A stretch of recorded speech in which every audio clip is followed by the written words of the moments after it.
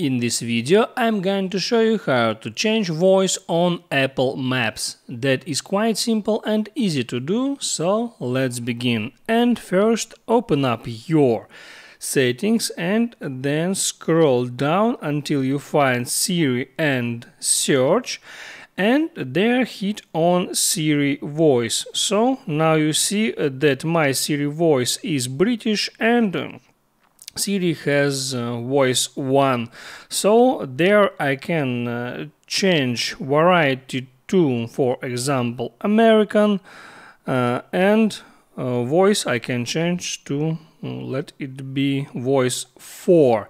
And after that you can close your settings and open up your Apple Maps, and now you know that your Siri has American voice. That's how it works, guys. Hit the like button and don't forget to subscribe.